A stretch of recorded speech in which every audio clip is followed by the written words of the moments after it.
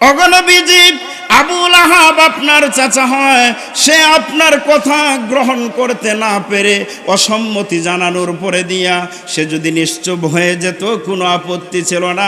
আবু লাহাব দেখেন আপনি মুহাম্মদের দিকে পাথর নিক্ষেপ করার জন্য চায়, আমি আল্লাহ আবু লাহাবের ব্যাপারে আয়াত নাজিল করে জানায় দিলাম, তাব্বাত ইয়াদা আবি লাহাব, আবু লাহাবের দুটি হাত যেন ধ্বংস হয়ে যায়। পালাবো না।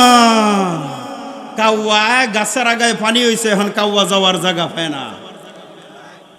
সব খুনিদের বিচার বুবু হবে আনা আনা, তোমার বিচার হবে বুবু পুরা 16 আনা। বুবু গো, ও তুমি কেমন নৌকার মাঝি, এখন তোমার নৌকা চলে না। আল্লাহর পয়গম্বর হযরত ইব্রাহিম আলাইহিস সালাম যখন ছাদের উপর আল্লাহর দরবারে যখন ডাক দিয়া বলেন, পরওয়ারদিগারে আলম, আমাকে বাইতুল্লাহ নির্মাণ করার অনুমতি দেওয়া হলো। আমি যখন বাইতুল্লাহ নির্মাণ করে দিলাম, বাইতুল্লাহটা নির্মাণ করার পরে আমার কিছু অবশিষ্ট মেডিসিন বাকি রয়ে গেছে। আল্লাহ গো, এই কঙ্করগুলো আমি কি করব, কোথায় রাখবো? আল্লাহ ডাক দিয়া বলেন, হে ফেরেশতাদের কমান্ডার জিবরাইল, নাস্তিকদের আস্তানাতে আগুন জ্বালাও না। মানি না, মানব না, মানতে পারি না। আল্লাহ রাসূলের অবমাননা, মানি না, মানব না, মানতে পারি না। উলামায়ে কেরামের অবমাননা। আল্লাহর নবীর একজন সাহাবী আবু বকর সিদ্দিক রাদিয়াল্লাহু তাআলা আনহু রাস্তা দিয়ে যাওয়ার বেলায় একজন ইহুদির বাচ্চা আল্লাহর পয়গম্বরকে এমন ভাবে গালিগালাজ করতে শুরু করেছে এবং কি আল্লাহকেও গালিগালাজ করতে শুরু করলো। আলহামদুলিল্লাহি নাহমাদুহু ওয়া নাস্তাঈনুহু ওয়া নাস্তাগফিরুহু ونؤمن به ونتوكل عليه ونعوذ بالله من شرور أنفسنا ومن سيئات أعمالنا من يهده الله فلا مضل له ومن يضلله فلا هادي له ونشهد أن سيدنا وحبيبنا وطبيبنا ومرشدنا ومولانا محمدا عبده ورسوله الذي أرسل إلى الناس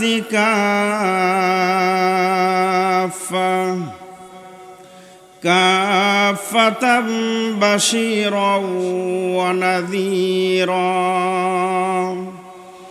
وداعيا إلى الله بإذنه وسراجا منيرا. أما بعد فأعوذ بالله من الشيطان الرجيم.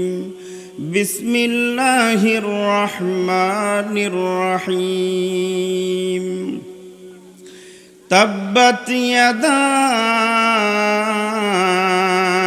أبي لهب وتب ما أغنى عنه ماله وما كسب سيصلى نارا ذات لهب وامرأته حمالة الحطب في جيدها حبل من مسد. وقال رسول الله صلى الله عليه وسلم من عاد لي وليا فقد آذنته بالحرب.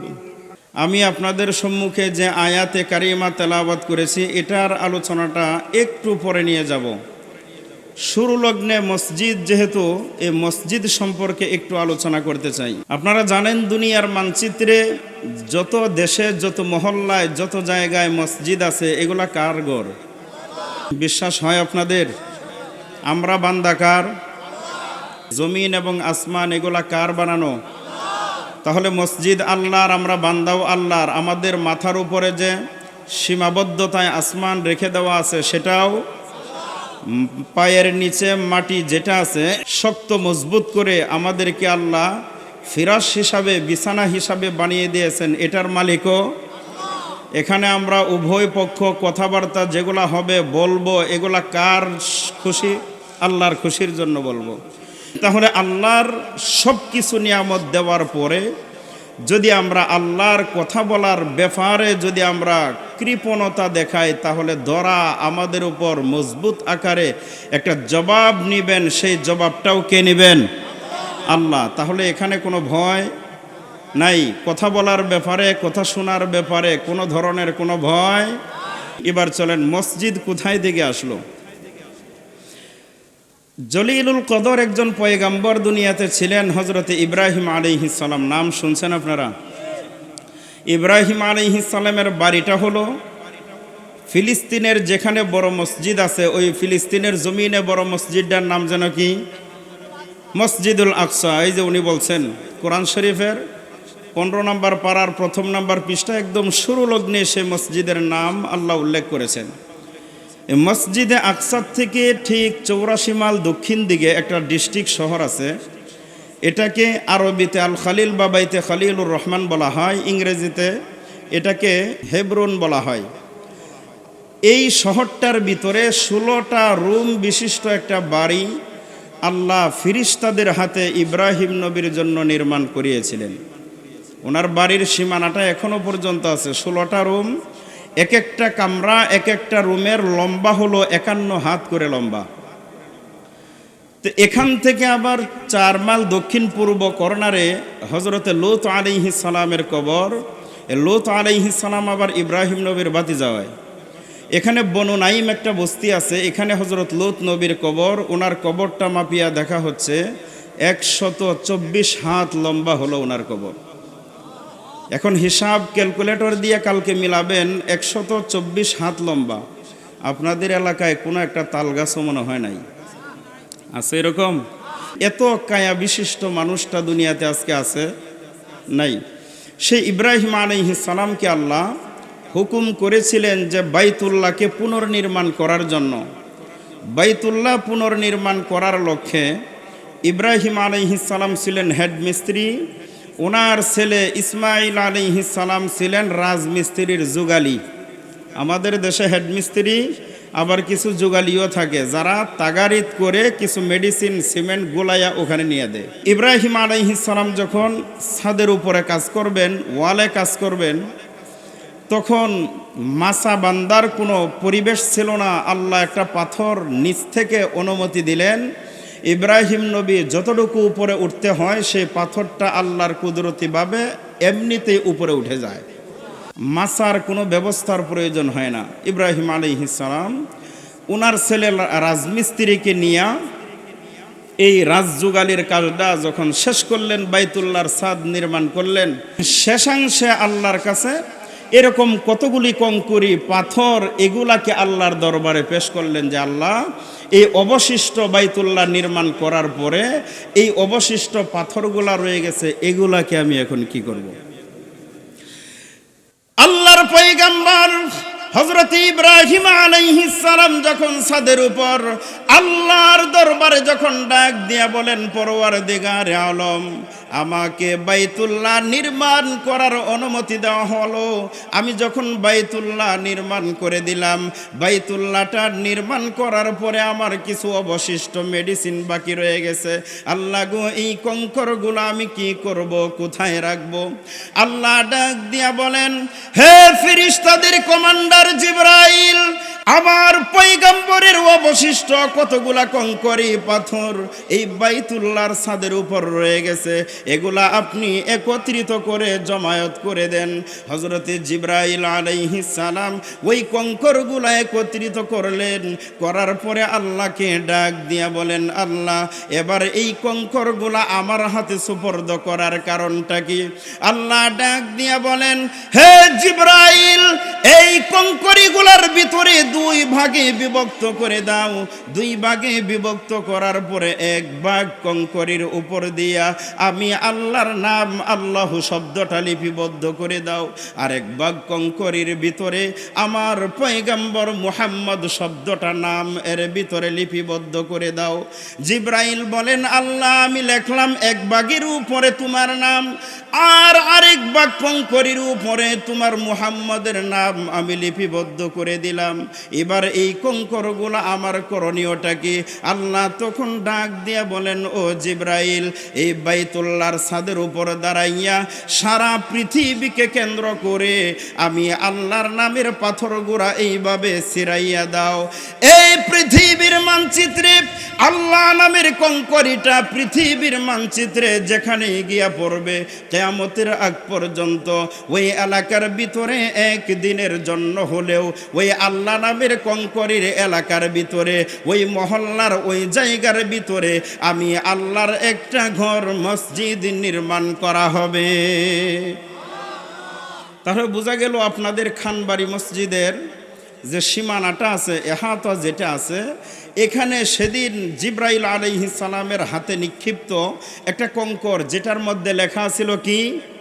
আল্লাহু। এই আল্লাহ শব্দের কঙ্করিটা এখানেও একটা পড়েছে।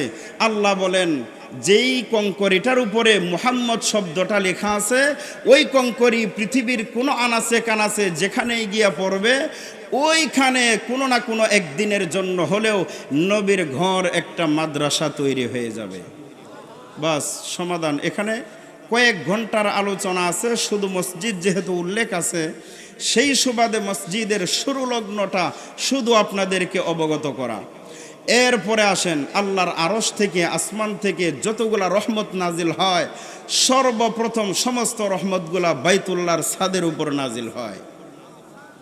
বাইতুল্লাহর ছাদের উপর নাজিল হওয়ার পরে যেইভাবে কঙ্করগুলা সারা পৃথিবীকে কেন্দ্র করে বিক্ষিপ্ত অবস্থায় নিক্ষেপ করা হয়েছিল, অনুরূপভাবে সারা পৃথিবীর যতগুলা মসজিদ আছে এগুলা সব হলো বাইতুল্লাহর সন্তান। সর্বপ্রথম বাবার মাথার উপর আসে, ওখান থেকে আবার ফিরিস্তাদের মাধ্যমে সারা পৃথিবীর যত মসজিদ আছে সবগুলা মসজিদের ছাদের উপর বাইতুল্লাহর পক্ষ থেকে শাখা প্রশাখা হিসাবে রহমতগুলা বন্টন করে দেওয়া হয়।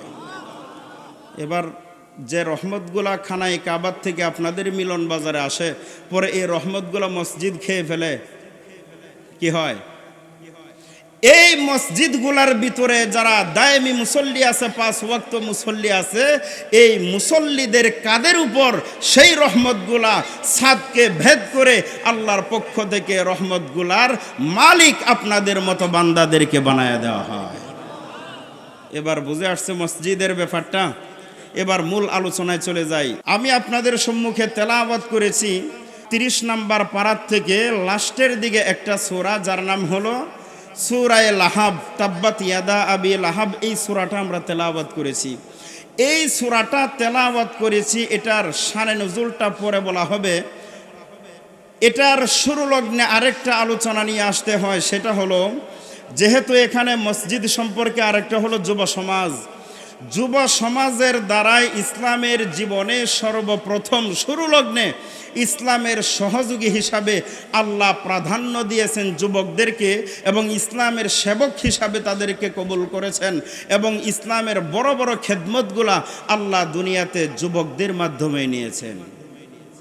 আলোচনাটা এই দিকে নিয়ে যাব, যেহেতু এখন ভিন্ন আকৃতি ধারণ করেছে। তো ইসলামের ভিতরে সর্বপ্রথম যুবক যারা ছিলেন ইসলামের জন্য নিজের জান এবং মালকে উৎসর্গ করেছেন। আমরা যারা দুনিয়াতে এখন জীবিত আছি, ভবিষ্যৎ প্রজন্মে যারা আছে তাদেরকে শিক্ষা দিয়ে যাব, আমাদের জান এবং মাল এই দুইটা জিনিস যেন সর্বদাই আল্লাহর রাস্তায় কুরবানি করার জন্য রাজি আছি এবং তারাও থাকে। পারবো তো ইনশাআল্লাহ? জোরে বলেন, পারবো তো ইনশাআল্লাহ? আল্লাহ এক আয়াতে বলেন, আলবালু আলবানুনা জিনাতুল হায়াতিদ দুনিয়া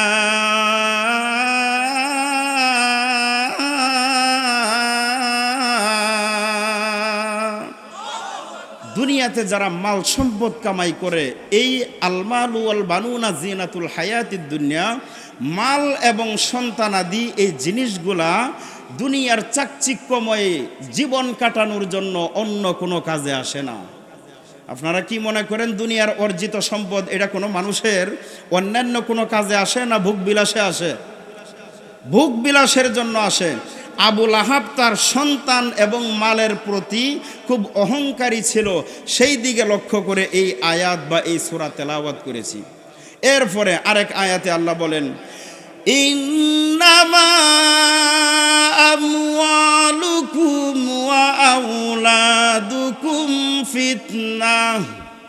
ইন্নামা আমওয়ালুকুম ওয়া আওলাদুকুম, আল্লাহ বলেন মাল এবং সন্তান, যেই দুইটা বিষয় নিয়ে আবু লাহাব অহংকারে নিমজ্জিত ছিল, আবু লাহাব যে দুইটা বিষয় নিয়ে অহংকার করত, সেই দুইটা বিষয় তোমাদের জন্য পরীক্ষা স্বরূপ, ফিতনা স্বরূপ। সুতরাং যার সন্তান বেশি আছে, যার আপনার সম্পদ বেশি আছে, তারা দুনিয়ার ভিতরে থাকা অবস্থায় বিচরণের ক্ষেত্রে কোনোদিন অহংকার করিও না, কেননা অহংকারের পরিণতি ভালো নয়। কেননা রাসূল করিম সাল্লাল্লাহু আলাইহি ওয়াসাল্লাম এক হাদিসে বলেন, লা ইয়াদখুলুল জান্নাতা মান কানা ফি কলবিহি মিসকালু যাররাতিন মিন কিবরিন। যে ব্যক্তির অন্তরের ভিতরে এক জাররা পরিমাণ অহংকার থাকবে, সেই ব্যক্তি আল্লাহর শ্রেষ্ঠ জায়গা জান্নাতের ভিতরে প্রবেশ করতে পারবে না। তাহলে বোঝা গেল আবু লাহাব সন্তান এবং মাল দুইটা বিষয় নিয়ে অহংকার করেছিল। আপনাদের জানা মতে আবু লাহাব জান্নাতি না জাহান্নামী? জাহান্নামী। এরপরে আল্লাহ আরেক আয়াতে বলেন, ইয়া আইয়ুহাল্লাযীনা আমানু লা তুলহিকুম আমওয়ালুকুম ওয়ালা আওলাদুকুম আন যিকরিল্লাহ।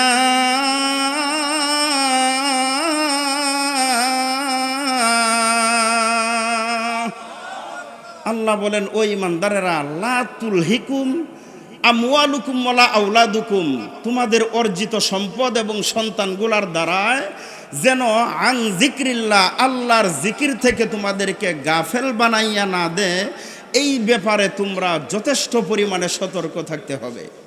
অনেক মানুষ আছে সম্পদের হিসাব মিলাইতে গিয়া কঠিনতম পরিস্থিতিতে পড়ে যায়, যে কারণে পরে আল্লাহর জিকির থেকে গাফেল হয়ে যায়।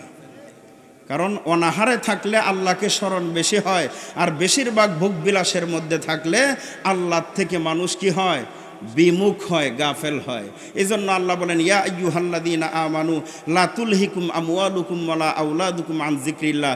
তোমাদের দুইটা জিনিস, যে দুইটা জিনিস নিয়ে সূরাটার আলোচনা, এই দুইটা জিনিস যেন তোমাদেরকে আমি আল্লাহর থেকে দূরে সরাইয়া না দেয়।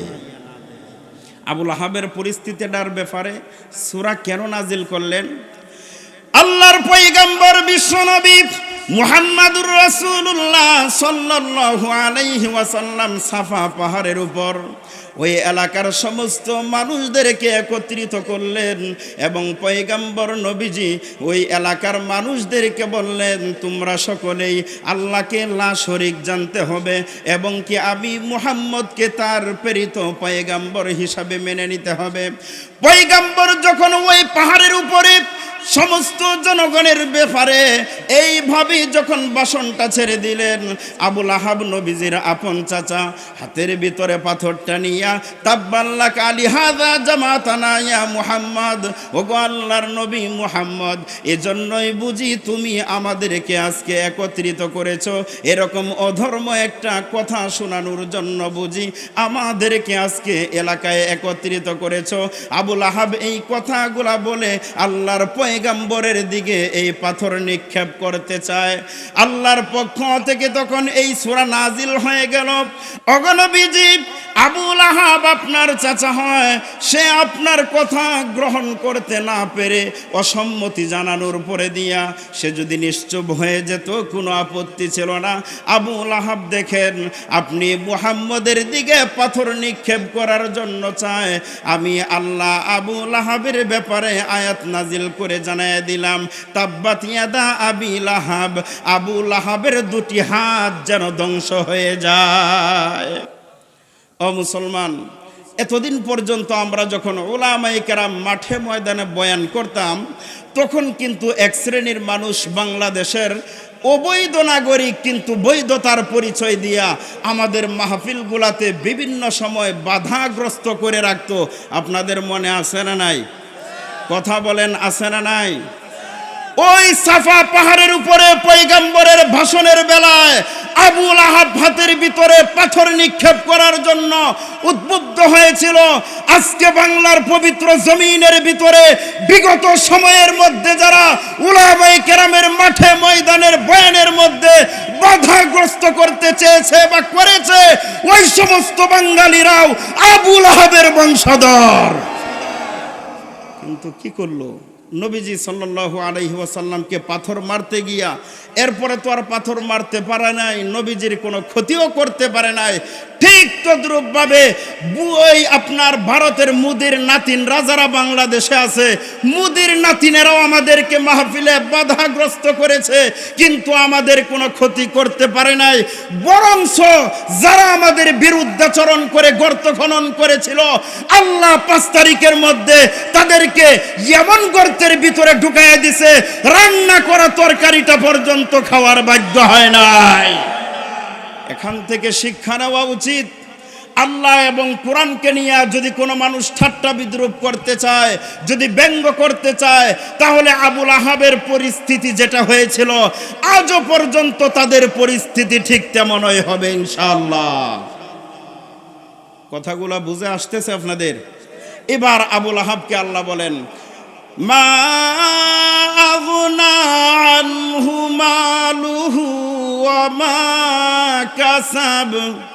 আবু লাহাবের বেলা আল্লাহ বলেন তার অর্জিত সম্পদ, মা আগনা আনহু মালুহু ওয়া মা কাসাব, আইমিন কাসাবিন ওয়ালাদ, আবু লাহাবের জন্ম দেওয়া সন্তানগুলো এবং তার অর্জিত সম্পদগুলা দিয়াও আবু লাহাবের জীবনে কোনোদিন কোনো কাজে আসবে না। আসেও নাই, আবু লাহাবের জীবনে কাজেও আসে নাই। আবু লাহাবের যে ছেলেরা আছে উতবা এবং উতাইবা, এই দুইটার কাছে আল্লাহর নবীর মেয়ে, 2 মেয়েকে বিবাহ দিয়েছিলেন। আবু লাহাব যেরকম জঙ্গলি, তার বউ উম্মে জামিল এটাও ছিল জঙ্গলি। এই কারণে ছেলেদেরকে ফুসলাইয়া নবীজির 2 মেয়েকে তালাক দেওয়ায় দিছে। আল্লাহর নবী খুব ভারাক্রান্ত হৃদয় নিয়া বিচারটা দিয়েছিলেন আল্লাহর কাছে। বিচারটা দিয়েছিলেন আল্লাহর কাছে। ওগো রব্বুল আলামিন, আমি মুহাম্মদের 2টা মেয়েকে তাদের 2 ভাইয়ের কাছে বিবাহের বন্ধনে আবদ্ধ করে দিয়েছিলাম। আমার 2টা মেয়েকে তারা তালাক দিয়েছে বাবার কথায়। এই কারণে আমি মুহাম্মদের মনের ভিতরে কোনো দুঃখ বলতে কিছু নাই, এবং কি আমার মুহাম্মদকে তারা গালিগালাজ করে আমার ভিতরে কোনো কষ্ট নাই। কিন্তু আজকে আমি মুহাম্মদের জামাগুলা টেনে ছিঁড়ে ফেলেছে, এবং কি আমার সামনে আমার আল্লাহকে নিয়ে মন্তব্য করে বিদ্রুপ করেছে। আল্লাহ গো, আমার সামনে যখন আমার আল্লাহকে গালিগালাজ করে, তখন তো এটা আমি মুহাম্মদ সহ্য করতে পারি না। আল্লাহ তখন ডাক দিয়া বলেন, হে পয়গম্বর, আমি আল্লাহ মানুষ বানিয়েছি দুনিয়ার জমিনে বিচরণ করার জন্য। আমার সৃষ্টিকৃত বান্দারা যদি আমি আল্লাহর সঙ্গে নাফরমানি করে, আমি আল্লাহর কাছে তেমন কোনো খারাপ লাগে না, কষ্ট লাগে না, আমি এটা সহ্য করে নিতে পারি। কিন্তু আমার প্রেরিত মুহাম্মদকে নিয়ে যখন বিন্দু মাত্র বেয়াদবিমূলক আচরণ করবে, আমি আল্লাহ জমিনের ভিতরে ওই মুসলমান অথবা খ্রিস্টান যে কেউ হোক না কেন, ওই মানুষটার বিরুদ্ধে আমি আল্লাহ প্রচুর পরিমাণে জিহাদের ঘোষণা করে দেই, এবং কি তার থেকে প্রতিশোধ নেওয়ার ব্যবস্থা আমি আল্লাহ নিজেই তার থেকে গ্রহণ করে নেই। নবীজি বলেন, আল্লাহ আপনাকে গালি দিল আমার সামনে, এটা আমার সহ্য হয় না। আল্লাহ বলেন, মুহাম্মদ আপনাকে যে গালি দিল এটা আমার সহ্য হয় না। নবীজি দোয়া করলেন, আল্লাহ আবু লাহাবের ছেলে উতবার উপরে আপনি একটা কুত্তা চড়াইয়া দেন, কুকুর লেলিয়ে দেন। আল্লাহ বলেন, আপনার দোয়া আমি কবুল করে নিলাম। আবু লাহাবের ছেলে উতবার উপরে আমি আল্লাহ কুকুর লেলিয়ে দেওয়ার জন্য সিদ্ধান্ত গ্রহণ করে নিলাম। আপনারা কি মনে করেন? আল্লাহ এবং রসুলকে যদি কেউ গালিগালাজ করে, বিদ্রূপ করে, ঠাট্টা মন্তব্য করে, তাহলে দুনিয়ার জনগণ ছেড়ে দিলেও আল্লাহ ছেড়ে দিবেন? জোরে বলেন, আল্লাহ ছেড়ে দিবেন? এতদিন পর্যন্ত যারা মাঠে ময়দানে সব সময় চিল্লাফাল্লা করত, খালি ময়দানে মৃত মানুষকে দিয়ে যারা ভোট দেওয়াইতো, যারা রাত্রিবেলায় 60% ভোট কাস্টিং করে দিয়ে যাইতো, যারা অবৈধভাবে ক্ষমতার চেয়ারটা দখল করে নিরীহ অবলা সরলা মুসলমানগুলার উপর নির্যাতনের স্টিম রোলার চালিয়েছিল, আল্লাহ তাদের বিচার করেছেন না করেন নাই? আপনাদের চোখের সামনেই বিচার হয়েছে না হয় নাই? সামনে বিচারের আরো মিষ্টি বিতরণের দিন আসতেছে ইনশাআল্লাহ। এটা একমাত্র ফসল কিসের? ফসলটা হলো এদেশের তাওহীদি জনতা এবং উলামায়ে কেরামের ধৈর্যের ফলাফল এবং চোখের পানির ফলাফল একমাত্র আল্লাহ দেখাইছেন। আল্লাহ বলেন, ফামাহিলিল কাফিরিনা আমহিলহুম রুয়াইদা।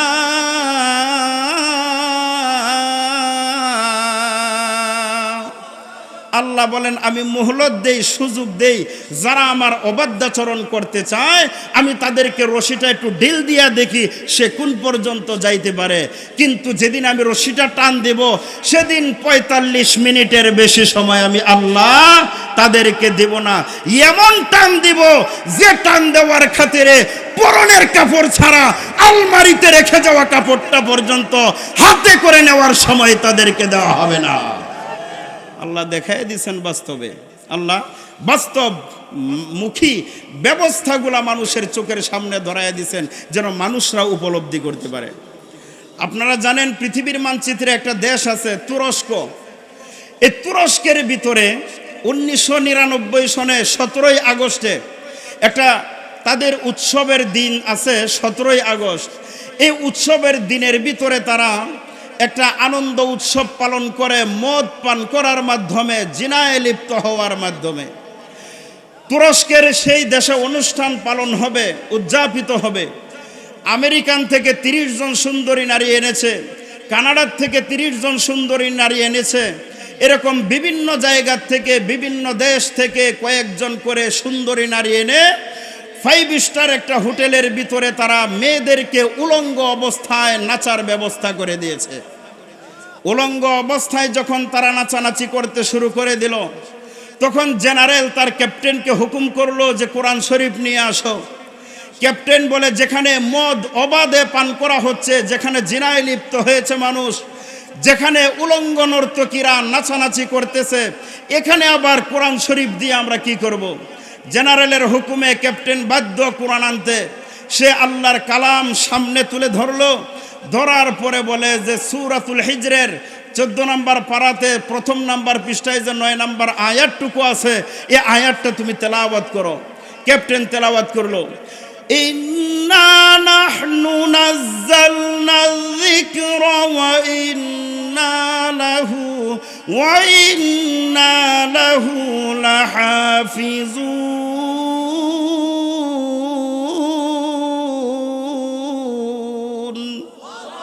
ক্যাপ্টেন তেলাওয়াত করলো। তেলাওয়াত করার পরে জেনারেল বলে, এবার ব্যাখ্যা করো। কই বস, ব্যাখ্যা তো আমি করতে পারি না। কই ব্যাখ্যাটা আমার কাছ থেকে শোনো। সেটা হলো যে আল্লাহ যিনি কোরআন নাজিল করেছেন উনি ঘোষণা করেছেন, ইন্না নাহনু নাযালনা যিকরা ওয়া ইন্না লাহু লাহাফিজুন। কোরআন নাজিল করেছি আমি, এটার সংরক্ষণের দায়িত্ব আমি আল্লাহ গ্রহণ করেছি। সুতরাং কোরআন শরীফটা এইভাবে ধরে সে কোরআনের পাতাগুলা এইভাবে ছিঁড়ে নর্তকীদের পায়ের নিচে এইভাবে সে ছিঁড়াইয়া ছুটাইয়া দিল। যে এটা করলো কি, আমি শুধু তাকায় দেখলাম। দেখার পরে আমি আসমানের দিকে তাকাইলাম, আকাশের দিকে তাকাইয়া দেখি পুরা আকাশটা কমলা রঙের বর্ণে বর্ণিত হয়ে গেল। হঠাৎ করে আসমান থেকে বিকটতম একটা আওয়াজ আসতে শুরু করলো। আমি তখন বুঝলাম এই মুহূর্তে আল্লাহর গজব নাজিল হবে। বলতে দেরি হলো, আল্লাহর পক্ষ থেকে এমন একটা ভূমিকম্প শুরু হয়ে গেল। সেই 1999 সনের 17ই আগস্টে তুরস্কের ডেদিনের ভিতরে মাত্র 29 সেকেন্ডের ভূমিকম্পে 5 স্টার হোটেলের ভিতরে পুরা এলাকাটাকে আল্লাহ এক মুহূর্তের ভিতরে ধসাইয়া নদীর ভাঙ্গনের ভিতরে নিয়ে নিয়ে নদীর একেবারে তলদেশে লিপ্ত করে দিয়েছেন। আল্লাহ আছে না নাই? কথা বলেন, আল্লাহ আছে না নাই? সেই জেনারেল যে আল্লাহর সঙ্গে চ্যালেঞ্জ করেছিল যে আল্লাহ যদি থাকে আমি কোরআনকে অবমাননা করলাম, সে আইসা ফিরাক। আল্লাহ এখন খেলা দেখাইছেন না দেখান নাই? দেখাইছেন। তখন ডুবুরিদেরকে দিয়ে যখন লাশ উত্তোলনের ব্যবস্থা করা হলো, তখন ডুবুরিরা নদীর তলদেশ থেকে 300 জোড়া লাশ তারা সংরক্ষণ করে মানুষের সামনে পেশ করলো। 300 জোড়া লাশ তারা এরকম জেনার ভিতরে ঢুকানো অবস্থায় লিপ্ত ছিল। তাহলে আল্লাহ আছে না নাই? যদি আল্লাহর সঙ্গে কেউ চ্যালেঞ্জ করে, আল্লাহ আছে না নাই? আপনাদের সামনে যদি কেউ আল্লাহকে নিয়ে মন্তব্য করে, রসুলকে নিয়ে যদি ব্যঙ্গ করে, তাহলে আপনারা চুপ থাকবেন? জোরে বলেন, চুপ থাকবেন? মানি না, মানব না, মানতে পারি না, আল্লাহ রাসূলের অবমাননা। মানি না, মানব না, মানতে পারি না, উলামায়ে কেরামের অবমাননা। অবমাননাকারীরা রক্ষা পাবি না, অবমাননাকারীরা রক্ষা পাবি না। মানি না, মানব না, মানতে পারি না, আল্লাহ রাসূলের অবমাননা। বিশ্বনবীর উম্মতেরা লৌহাতে শমশির, আঘাত হানো আবু জাহেলের নাতিপুতি সব গীর। বিশ্বনবীর উম্মতেরা লৌহাতে শমশির, আঘাত হানো আবু জাহেলের নাতিপুতি সব গীর। আর নাস্তিকদের আস্তানাতে আগুন ধরাও না, নাস্তিকদের আস্তানাতে আগুন জ্বালাও না। মানি না, মানব না, মানতে পারি না, আল্লাহ রাসূলের অবমাননা। মানি না, মানব না, মানতে পারি না, উলামায়ে কেরামের অবমাননা।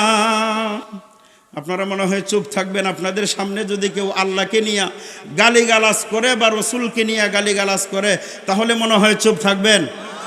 আজকের মাহফিলের যুবকরা আপনারা আওয়াজ দিবেন। যদি আপনাদের এলাকার থেকে নিয়ে পুরা বিশ্বের মানচিত্রের ভিতরে যদি কোনো নাস্তিক আর মুরতাদি, হুরি, নাসরা, নাফরমান, বেঈমানেরা যদি ইসলামকে নিয়ে যদি কোনো সময় কটূক্তি করতে চায়, আল্লাহ এবং রসুলকে নিয়ে যদি কেউ ব্যঙ্গ করতে চায়, মুসলমানদের দাড়ি টুপিকে নিয়ে যদি কেউ ব্যঙ্গ করতে চায়, মসজিদ এবং মাদ্রাসাকে নিয়ে যদি কেউ ব্যঙ্গ করতে চায়, তাহলে তাদেরকে সঙ্গে সঙ্গে পরিস্থিতি বুঝে উপযুক্ত জবাব দিয়ে দিব ইনশাআল্লাহ। পারবেন তো ইনশাআল্লাহ? জোরে বলেন, পারবেন তো ইনশাআল্লাহ? এবার বর্তমানের দিকে আসেন। আমাদের বাংলাদেশের ভিতরে কয়েকটা বিষয় জটিলতা আকার ধারণ করেছে। তার ভিতরে একটা হলো কাদিয়ানি সম্প্রদায়। উনি বলছেন কাদিয়ানি আছে না নাই? আছে। আমার আগের বক্তায়ও আলোচনা করেছেন কাদিয়ানি নিয়ে।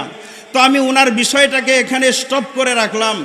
পরবর্তীতে আরেকটা বিষয় নতুন করে বাংলাদেশে মাথা চারা দিয়ে উঠছে, সেটার নাম হলো ইসকন। নাম শুনছেন না মনে হয় আপনারা? ইসকনদের মূল টার্গেটটা আমি যদি এখানে আলোচনা করি, কমসে কম 2 থেকে 3 ঘন্টার বিষয়। ইসকনের পরিচয় দিয়া, ইসকনদের মূল টার্গেটটা হলো যে তারা বাংলাদেশের ভিতরে মুসলমানদের মেয়েদেরকে অবৈধভাবে জেনার মাধ্যমে যেন গর্ভপাত ঘটাইতে পারে, এর পরবর্তী সন্তানগুলা মুসলমানের মেয়ের পেট থেকে যেন ভাইরাস হইয়া যেন আসতে পারে। এই জন্য তাদের টার্গেট হলো যে কোনোভাবে হোক, ছলে বলে কলে কৌশলে টাকা যত লাগে খরচ করো, মুসলমানদের মেয়েদেরকে জেনায় লিপ্ত করে দাও। আপনারা ইতিপূর্বে শুনছেন ইসকনের বক্তব্যগুলা। ইসকনদের মূল টার্গেট হলো বিশেষ করে মহিলা মাদ্রাসার ছাত্রী, এরপরে হলো মুসলমানদের যে কোনো মেয়ে, তারা যে কোনোভাবে ফুসলাইয়া বাংলাদেশে বেশ অনেকগুলা মহিলা মা বোনেরা আপনার হিন্দুদের ফাঁদে পড়ে ইসকনের ধর্ষিত হইয়া পেটে বাচ্চা পর্যন্ত এসে গেছে। আমাদের হাতে বেশ অনেকগুলা প্রমাণ আছে। আমার নিজের থানার ভিতরেও একটা ঘটনা ঘটছে। সে নারায়ণগঞ্জ মেয়েটাকে নিয়ে গেছে, ওখানে নিয়ে কিছুদিন রাখার পরে যখন আমরা তার বাড়িতে গেলাম ধরার জন্য, যায় দেখি তার বাড়ি ঘরে কেউ নাই। তখন সে ওই মহিলাটা মেয়েটাকে নষ্ট করে সে পলায়ন করেছে। এরকম অনেকগুলা প্রমাণ বাংলাদেশের ভিতরে আছে। ও মুসলমান, সেই ইসকনের ইন্ধনদাতা কারা আপনারা জানেন? ইসকনের ইন্ধনদাতা কারা? ছেলেরা মাঠে খেলা করে লাফায় কার বলে? মাতা পিতার বলে। ছেলেরা লাফায় কার বলে? ছাগল নাচে খুঁড়ির জোরে, গ্রামের ভাষায় বলে ছাগল নারে, ছাগল লাফায় খুঁড়ির জোরে। বাংলাদেশের ভিতরে যেই ব্যক্তি মূর্তির পক্ষে কথা বলতো, হিন্দুদেরকে অবাধে মিলন করার ক্ষমতা দান করেছিল, যেই ব্যক্তির পূর্ব বংশ হলো হিন্দুস্তান, যেই ব্যক্তির বাপদাদার বাপের বিটা হলো হিন্দুদের বংশধরে, ওই ব্যক্তি বাংলাদেশের হিন্দুদেরকে এমন পাওয়ার দিয়ে গেছে, বাংলাদেশের মুসলমানের মাথার উপর কাঁঠাল ভেঙে খায় একমাত্র মোদির বউয়ের কারণে। যদি বিশ্বাস না হয়, আমার ছাত্র, তার বাবা ভারত 6 বছর যাবৎ বাংলাদেশে পুলিশের চাকরি করে, আমার মাদ্রাসার ছাত্র, আমার নিজের ছাত্র। এর চেয়ে বড় প্রমাণ আর কি দেব? বাংলাদেশের মানুষ বেঞ্চারায়া বাদ পায় না, চাকরির অভাবে রাস্তায় ভিক্ষা করে, আর মুদির বউয়ে ভারত থেকে আয়না প্রোডাকশন দিয়ে এই দেশে চাকরি দেয়। এখন এর চেয়ে প্রমাণ আর কি লাগবে? আমার ছাত্র দিয়া প্রমাণ দিলাম। এই যে এরা এই দেশটাকে এরকম রসাতলে রেখে গেল, এখন এই দেশের সংশোধনীর ব্যবস্থাটা কি? এই দেশের মেরুদণ্ড নষ্ট করে দিয়ে গেছে। জেএসসির পরীক্ষা নাই, জেডিসির পরীক্ষা নাই, বৃত্তির কোনো পরীক্ষা নাই, লাভ মাইরা খালি গিয়া উড়ো কোথায়? এসএসসিতে। লেখাপড়া ধ্বংস করাই মানে দেশ ধ্বংস করার জন্য যথেষ্ট। যে দেশ ধ্বংস করার আপনার ইচ্ছা থাকবে, ওই দেশে আর কোনো কিছু ধ্বংস করার দরকার নাই। যদি লেখাপড়ার মূল কেন্দ্রটা ধ্বংস করতে পারেন, তাহলেই আপনার দেশ ধ্বংস হওয়ার জন্য যথেষ্ট। যদি বিশ্বাস না হয়, উপরওয়ালাদের কাছে, যারা ঊর্ধ্বতন কর্মকর্তা আছে, এদের কাছে জিজ্ঞাসা করে দেখবেন যে এই দেশটা লেখাপড়ার মান উন্নয়নের দিক দিয়া যেই পরিমাণ ক্ষতিগ্রস্ত হয়েছে, আগত সামনে প্রজন্মে 200 বছরেও এর মাসুল দেওয়া সম্ভব নয়। এতটাই নিকৃষ্টতম অবস্থায় রেখে গেছে।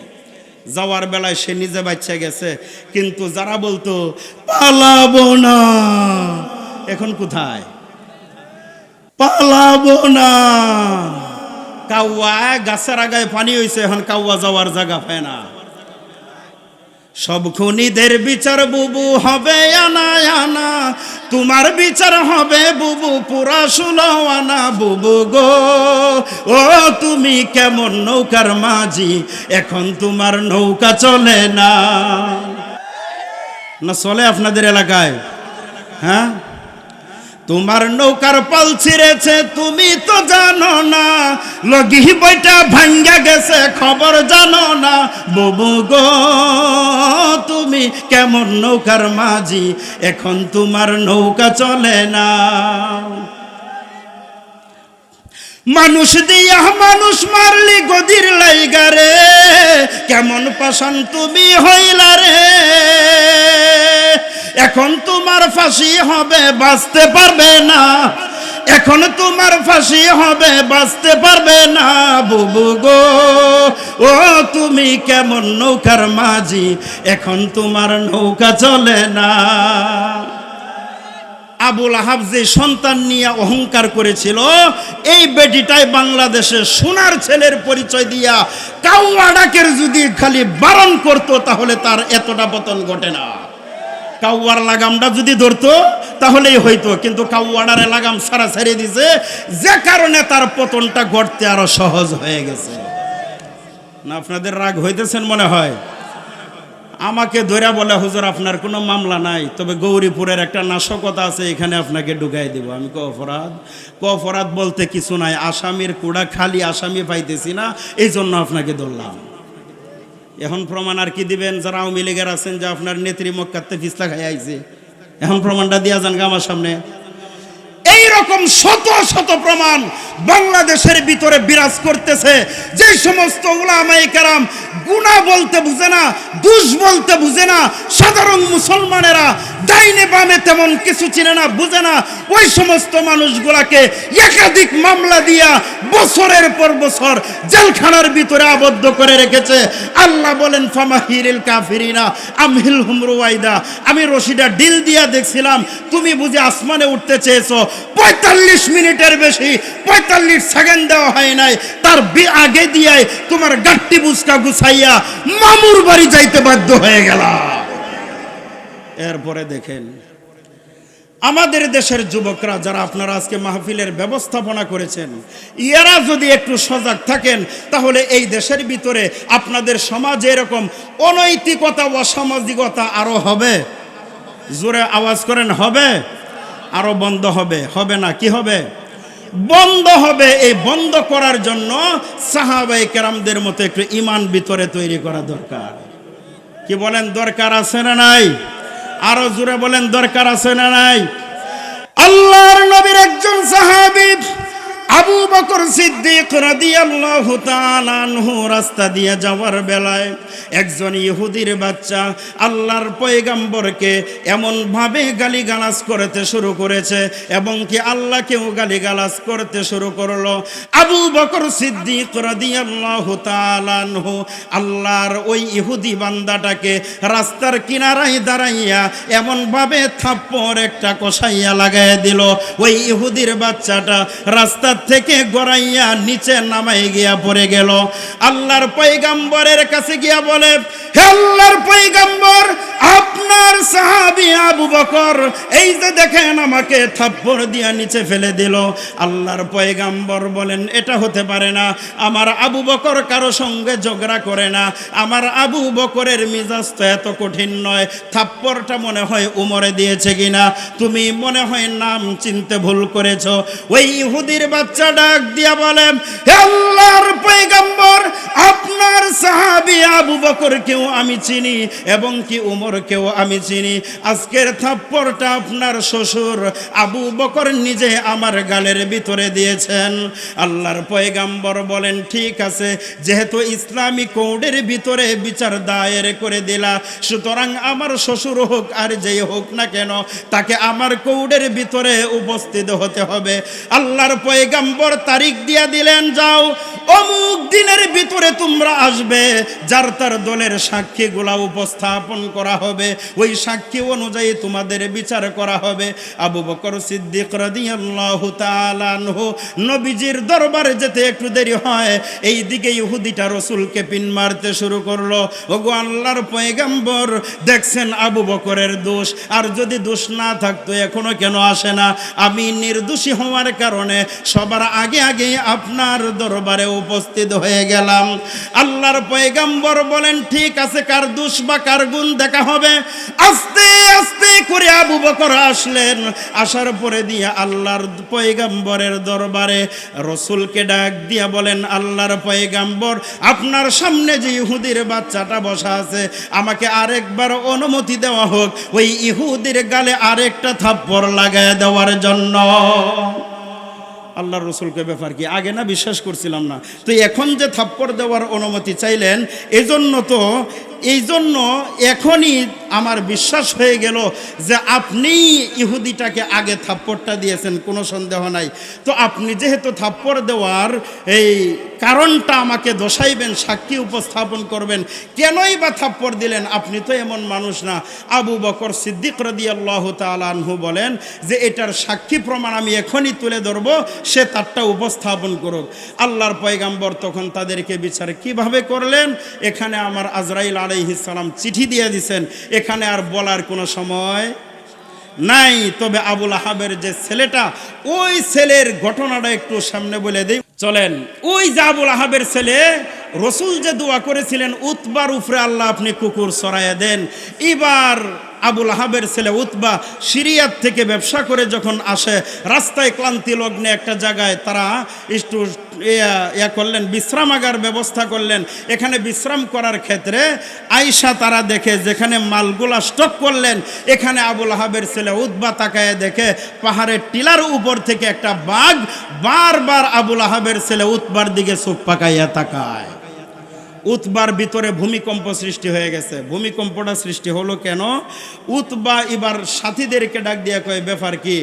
আমার দিকে বারে বারে এই বাঘটা চোখ পাকাইয়া তাকায়, কারণটা কি? তো বারবার যখন চোখ পাকাইয়া তাকায়, এর কারণটা কি এটা কেউ জানে না। সবাই বলতেছে আপনার কোনো ভয় নাই, আপনাকে আমরা পাহারাদারি করে মাঝখানে আপনাকে ঘুমের ব্যবস্থা করব, আপনি টেনশন করবেন না। যখন সবাই মিলে মোটামুটি একটু ঘুমের মধ্যে পড়লো, উদ্বাকে মাঝখানে বস্তার উপর শোয়াইলো, এরপরে বাঘে বলতেছে এখন আমার যাওয়ার সময় হয়েছে, এখন আমার ধরার সময় হয়েছে। আল্লাহ তো দোয়া কবুল করছেন। এবার ওই বাঘটা আস্তে আস্তে করে যখন যায়, আল্লাহ বলেন রাখো, এখানে অনেক মানুষ আছে, আমি ভুল ক্রমে যদি তুমি রং নাম্বারে ডায়াল করে, এই জন্য আমি তোমাকে আবুল আহাবের ছেলের শরীরের গ্রানটা নাকে লাগাই দেই, সুঙ্গিয়া সুঙ্গিয়া গ্রানটা গিয়া এরপরে তারে গিয়া তুমি কতল করবা, ধরবা।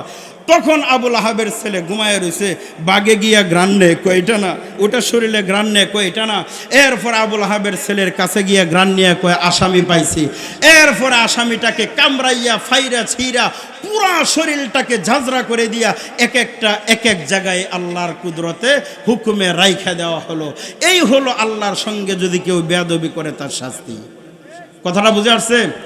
ও মুসলমান, বাংলাদেশের নতুন একটা ইস্যু দাঁড়াইছে, আপনারা শুনছেন? এটা কি এখন বলতে পারবেন না, ইস্যু তো অনেকই আছে, কোনটা আপনার মনের ভিতরে জানি না। এটা হলো বাউল সম্প্রদায়ের পক্ষ থেকে যে গন্ডগোলটা শুরু হয়েছে।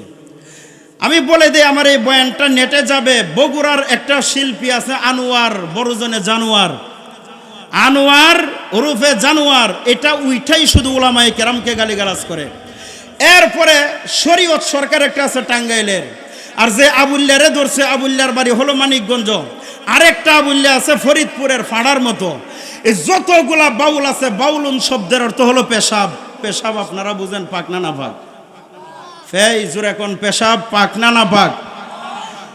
মানুষের পেশাব যেমন নাপাক খাওয়া যায় না, অনুরূপভাবে বাউল বাউলুন থেকে হারাম নাপাক। এই বাউলদের কোনো গান বাদ্যযন্ত্র শোনা যায় না, এটাও হারাম। এখন আপনারা আরো শুনবেন কেউ না? তাহলে এই বাউলরা যে আল্লাহকে নিয়ে কটূক্তি করলো, এটার ব্যাপারে আপনাদের জবাব দেওয়ার দরকার আছে না নাই? এই মুসলমান, দরকার আছে না নাই? আল্লাহর পবিত্র জমিনের ভিতরে কোন নাস্তিক আর মুরতাদ যদি আল্লাহর বিরুদ্ধে বিষোদ্গার করতে চায়, তার টুড়ি চেপে কণ্ঠটা ছিঁড়ে দেব ইনশাআল্লাহ। পারবেন তো ইনশাআল্লাহ? আল্লাহ প্রতিশোধ নেবেন পরে। আল্লাহর বান্দাদের মোকাবেলা করার জন্য আমরা রাজি আছি তো ইনশাআল্লাহ। বাউলডারে সাঙ্গা করছে, আর একটা ডামের মতো বেডি আছেন আমরা বাংলাদেশও, এখন বর্তমানে জেলখানায় আছে। নাম কি? এই আপনারা চিনেন? দেখা যায়, হ্যাঁ আপনারা চিনেন? রে সবাই চিনেন এটা? হুজুর বসা, আমি শুধু কথাটা টানতেছি, একটা লাইনের ভিতরে দেখেন এর দ্বারায় দেশটা কি পরিমাণ ক্ষতি হয়েছে। এর দ্বারাই দেশটা, বিশেষ করে প্রত্যেকটা বাজারে, চায়ের দোকানে বয়স্ক মুরব্বীরা পর্যন্ত এই বাউলা গানের বাজনায় গিয়া বৈশা থাকে। আপনারা নাই মনে হয়?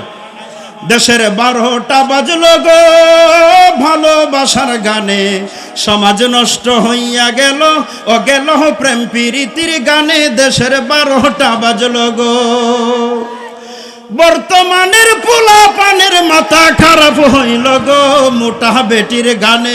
দেশের 12টা বাজলো গো ভালোবাসার গানে, সমাজ নষ্ট হইয়া গেল, ও গেল প্রেম প্রীতির গানে। দেশের 12টা বাজলো গো।